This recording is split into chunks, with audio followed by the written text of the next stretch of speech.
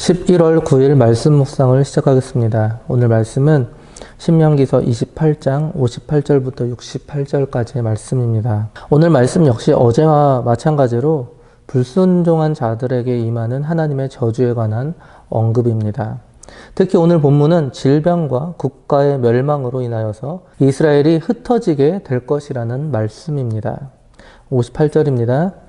내가 만일 이 책에 기록한 이 율법의 모든 말씀을 지켜 행하지 아니하고 내 하나님 여호와라 하는 영화롭고 두려운 이름을 경외하지 아니하면, 경외함, 즉 율법 준수는 반드시 여호와와 그의 영화로운 이름을 두려워하는 마음에서 비롯된 것이어야 합니다.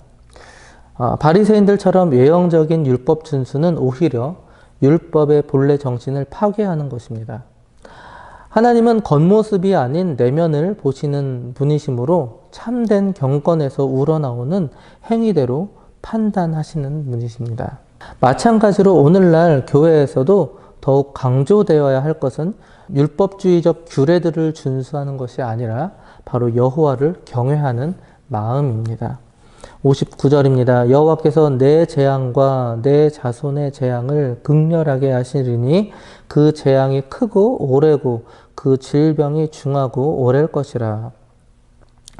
만약 앞서 말씀하신 이 여호와 하나님을 경외하는 마음이 없다면 하나님께서는 이스라엘 자손들에게 행하시는 그 재앙을 극렬하게 하실 것입니다. 여기서 극렬하다라는 뜻은 크다, 구별하다, 그리고 경이롭다라는 뜻인데요. 따라서 하나님께서 그 누구라도 놀라지 않을 수 없는 크고 두려운 재앙을 내리신다라는 뜻입니다. 그리고 하나님께서는 이스라엘 백성들이 알아들을 수 있게 구체적인 예를 들어주셨습니다. 60절, 61절입니다.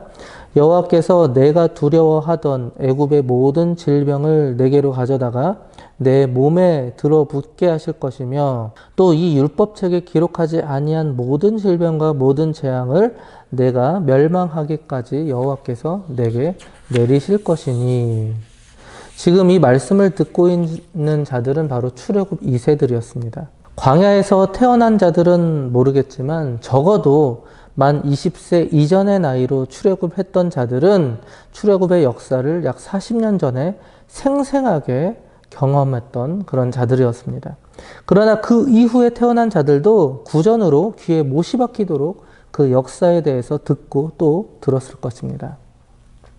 내가 두려워하던 애굽의 모든 질병, 이것은 모세가 40여 년 전에 행했던 10가지 재앙을 말하는데요. 그리고 더 나아가서 애굽에서 생활했던 가운데 있었던 모든 그런 질병의 경험들을 총칭하는 것이었습니다. 때문에 출애굽 2세라 할지라도 그 질병의 강도가 얼마나 중한지를 모두 다 알고 있었죠. 이스라엘 백성들은 이 질병을 직접 경험했거나 또는 간접적으로 구전을 통해서 모두 경험한 자들이었습니다. 율법책에 기록지 아니한 모든 질병 뿐만 아니라 하나님께서는 하시고자 하신다면 인간이 지금까지 전혀 듣지도 보지도 그리고 경험하지 못했던 그런 모든 질병을 통해서 타락한 이런 백성을 징계하실 수 있습니다. 예를 들어서 오늘날 코로나19는 우리가 지금까지 경험하지 못했던 그런 질병이죠. 바이러스입니다. 그래서 한편으로는 이 코로나19의 전염병 역시 인간이 하나님께로부터 멀어져서 폐역무도한 죄악을 쌓아가고 있다라는 그런 증거일 수도 있을 것 같습니다. 이처럼 인간이 이 죄악을 쌓으면 쌓을수록 온갖 극악한 종류의 질병은 더욱더 창궐하여서 마침내는 인간을 멸망의 길로 내몰지도 모를 것입니다. 62절입니다. 너희가 하늘의 별같이 많을지라도 내 하나님 여호와의 말씀을 청종하지 아니하므로 남는 자가 얼마 되지 못할 것이라. 하늘의 별같이. 일찍이 하나님께서 아브라함에게 어떤 말씀을 하셨죠? 그의 자손을 하늘에 별같이 많게 하실 것이라고 말씀하셨습니다. 그리고 이스라엘은 아브라함에게 주신 그 하나님의 축복의 약속대로 말씀대로 번창했습니다. 즉 출애굽하여 가나안으로 진군하기 시작하던 당시 이스라엘의 수요는 장정만 60만이었기 때문이죠. 그러나 정작 그들이 가나안에 정착한 이후에 하나님께 불순종함으로 인하여서 바벨론에 모두 포로로 잡혀가게 됩니다. 그때 본토에 남은 자는 불과 2만 명 안팎이었습니다. 하나님의 말씀은 이처럼 현실이 됩니다. 결국 인간은 하나님께서 경고하실 때 즉시 깨닫고 죄악의 길에서 돌이켜야 한다라는 것이죠. 63절입니다. 여호와께서 너희에게 선을 행하시고 너희를 번성하게 하시기를 기뻐하시던 것 같이 이제는 여호와께서 너희를 망하게 하시며 멸하시기를 기뻐하시리니 너희가 들어가 차지할 땅에서 뽑힐 것이요. 여호와께서 너희를 망하게 하시며 멸하시기를 기뻐하시리니. 참 이상하죠. 하나님께서는 악인조차도 그 죄악 중에서 멸망당하는 것을 결코 기뻐하시지 않는 분이십니다. 그렇다면 오늘 본문에서 그의 백성이 망하고 멸망하는 것을 기뻐하신다라는 뜻은 우리가 어떻게 이해해야 할까요? 그것은 그만큼 애가 타는 하나님의 간절한 마음으로 보시면 될 것 같습니다. 일종의 역설법이죠. 하나님은 결코 열국 중에서 고르고 뽑아서 자신의 자녀로 삼은 이 이스라엘이 그 죄악 중에서 멸망당하는 것을 기뻐하시지 않습니다. 결국 본절은 끝내 회개하지 않으려는 자에게는 엄한 징계의 채찍을 가해서라도 마침내 회개시키시기를 원하시는 하나님의 간절하고도 애타는 심정을 역설적으로 표현한 것이다 라고 할 수가 있습니다. 64절 65절입니다.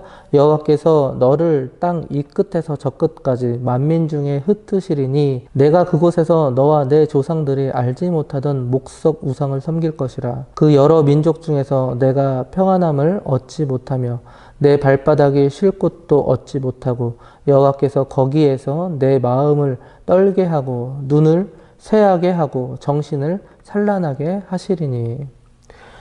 우리의 죄악된 심령은 하나님의 말씀을 벗어나 죄악 속에서 자유롭게 살길 원합니다.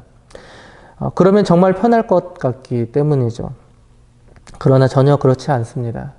집 나간 탕자가 어떠한 삶을 살았는지 그리고 결국은 그가 돌아올 곳이 어디였는지는 우리 말씀을 통해서 누구보다 잘 알고 있기 때문이죠.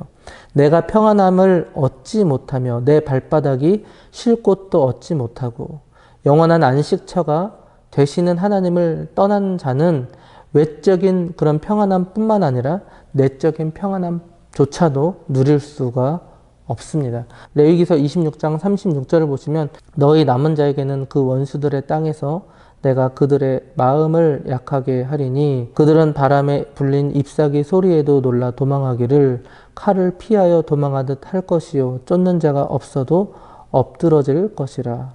즉 죄악으로 하나님의 말씀을 떠난 이들은 실제로 흔들리는 잎사귀 소리에도 놀라 도망하고 마는 그런 병약한 자들이 될 뿐입니다. 즉 이들은 살아있어도 살아있는 것이 아닌 자들처럼 될 것입니다. 66절과 67절입니다. 내 생명이 위험에 처하고 주야로 두려워하며 내 생명을 확신할 수 없을 것이라. 내 마음의 두려움과 눈이 보는 것으로 말미암아 아침에는 이르기를 아하 저녁이 되었으면 좋겠다 할 것이요 저녁에는 이르기를 아하 아침이 되었으면 좋겠다 하리라. 극도의 고통과 괴로움으로 인하여서 오직 시간 흐르기만을 고대하는 그런 비참한 모습이 될 것입니다. 이는 하나님과 함께하는 순종의 생활이 그 어디에서나 시간이 너무 빨리 흘러가는 것이 안타까운 그런 천국 생활이라면 반대로 하나님을 떠난 이 불순종의 생활은 본질적으로 매 순간 매 상황이 지겹도록 긴 지옥 생활임을 잘 표현해주는 그런 말씀이죠. 마지막 68절입니다. 여호와께서 너를 배에 싣고 전에 내게 말씀하여 이르시기를 내가 다시는 그 길을 보지 아니하리라 하시던 그 길로 너를 애굽으로 끌어가실 것이라. 거기서 너희가 너희 몸을 적군에게 남녀 종으로 팔려 하나 너희를 살 자가 없으리라. 너를 애굽으로 끌어가실 것이라. 출애굽의 은혜를 망각하고 시내산 언약을 파기한 이스라엘은 더 이상 자유민으로서 하나님의 신정 통치를 받을 만한 자격이 없는 자들이었습니다. 따라서 본절은 하나님께서 다시금 그들을 애굽에 비참했던 그런 노예 생활로 되돌리고 말 것이다 라는 뜻입니다. 말씀을 마무리하겠습니다. 어제와 오늘은 계속해서 하나님의 말씀에 불순종하는 그런 삶이 얼마나 비참해지는지를 깨닫게 해주는 말씀입니다. 즉 반대로 하나님의 말씀에 순종하는 것이 바로 생명과 복의 비결임을 깨닫게 해줍니다. 우리는 먼저 우리에게 주신 거룩한 신분을 자각해야 합니다. 우리는 그분의 백성입니다. 그리고 우리는 그분의 자녀입니다. 그리고 그 신분에 합당한 삶을 우리는 살아가야 합니다. 하나님의 말씀에 순종하여서 오늘도 복된 하루를 살아가시는 저와 장자 가족들 되시기 바랍니다.